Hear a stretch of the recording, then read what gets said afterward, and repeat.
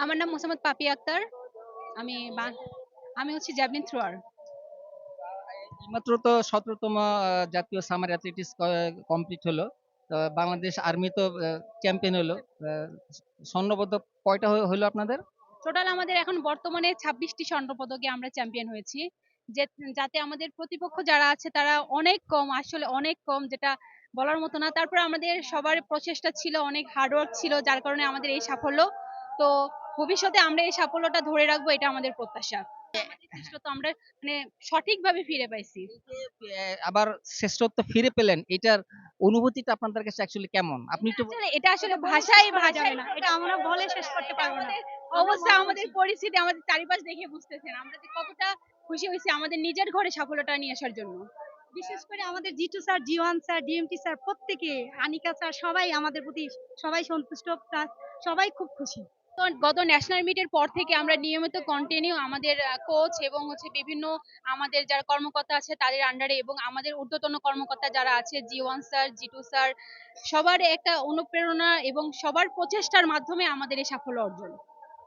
অবশ্যই প্রচেষ্টার তো কোনো কমতি থাকা আসলে যায় না আসলে। মানে দিন দিন আরো উন্নতি হলে আরো ভালো হয়। এক্ষেত্রে যদি বিদেশি কোচ, যদি আমাদের কর্মকর্তা, আমাদের ঊর্ধ্বতন কর্মকর্তারা যদি ওনারা যদি মনে করেন, ওনারা যদি সাজেস্ট করেন, তাহলে অবশ্যই ওনারা আসবে এবং ভালো প্রশিক্ষণের মাধ্যমে আমাদের যারা প্লেয়ার আছে এরা ভালো পর্যায়ে যাবে ইনশাল্লাহ।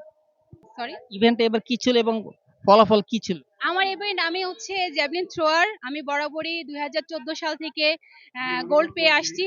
তো মাঝখানে আমার হচ্ছে মিশন ছিল আর্মিতে। মিশনের পর থেকে এসে কিছু লাস্ট 3টা মিট আমি রৌপ্য পদক পাচ্ছি ইনশাল্লাহ, এবারও রৌপ্য পদক পেয়েছি। জি। পরের বারে আসা।